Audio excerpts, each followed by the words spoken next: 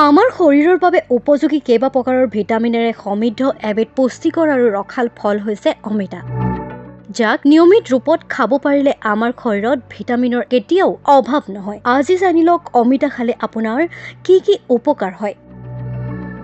সহজতে উপলব্ধ অমিতাই অতি সোনকালে শৰীৰৰ উপকাৰ সাধন কৰিব পাৰে।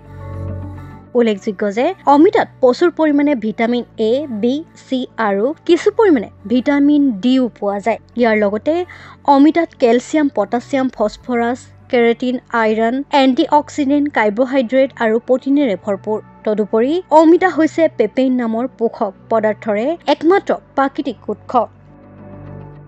অমিতা পেটৰ ৰোগসমূহৰ বাবে খুবেই উপকাৰী। অমিতা খালে পাচনতন্ত্ৰ সুস্থ হৈ থাকে। ইয়াৰ দ্বাৰা পেটৰ ৰোগসমূহৰ পৰা হাত সাৰি থাকিব পাৰি। অমিতাই বিশেষকৈ পেটৰ 3 প্ৰকাৰৰ ব্যাধি ঠিক কৰে।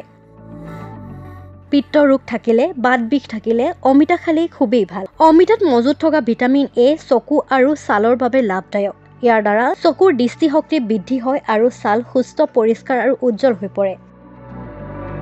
অমিতাত কেলছিয়াম যথেষ্ট পৰিমাণে পোৱা যায়। ইয়াৰ দ্বাৰা শৰীৰৰ হাড়বিলাক শক্তিশালী হয়। যিসকল ব্যক্তিয়ে বাৰে বাৰে জ্বৰ কাহত ভোগে তেওঁলোকে নিয়মিত ৰূপত অমিতা খোৱা উচিত। ইয়াৰ দ্বাৰা শৰীৰৰ ৰোগ প্ৰতিৰোধ ক্ষমতা বৃদ্ধি পায়।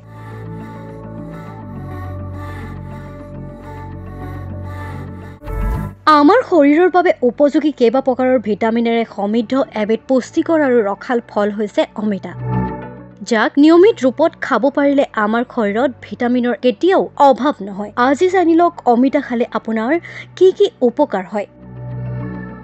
সহজতে উপলব্ধ অমিতাই অতি সোনকালে শৰীৰৰ উপকাৰ সাধন কৰিব পাৰে। উল্লেখযোগ্য যে অমিতাত প্ৰচুৰ পৰিমাণে ভিটামিন এ, বি, চি আৰু কিছু পৰিমাণে ভিটামিন ডিও পোৱা যায়। ইয়াৰ লগতে অমিতাত calcium, potassium, phosphorus, carotene, iron, antioxidant, carbohydrate আৰু প্ৰটিনেৰে ভৰপূৰ। তদুপৰি অমিতা হৈছে পেপেইন নামৰ পোষক পদাৰ্থৰে একমাত্ৰ প্ৰাকৃতিক উৎস। অমিতা পেটৰ ৰোগসমূহৰ বাবে খুবেই উপকাৰী। অমিতা খালে পাচনতন্ত্ৰ সুস্থ হৈ থাকে। ইয়াৰ দ্বাৰা পেটৰ ৰোগসমূহৰ পৰা হাত সাৰি থাকিব পাৰি। অমিতাই বিশেষকৈ পেটৰ 3 প্ৰকাৰৰ ব্যাধি ঠিক কৰে।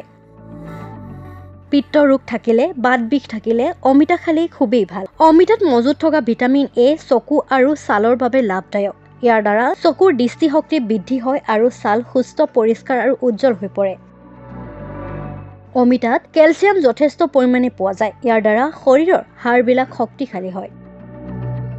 যিসকল ব্যক্তিয়ে বাৰে বাৰে জ্বৰ কাহত ভোগে তেওঁলোকে নিয়মিত ৰূপত অমিতা খোৱা উচিত। ইয়াৰ দ্বাৰা শৰীৰৰ ৰোগ প্ৰতিৰোধ ক্ষমতা বৃদ্ধি পায়।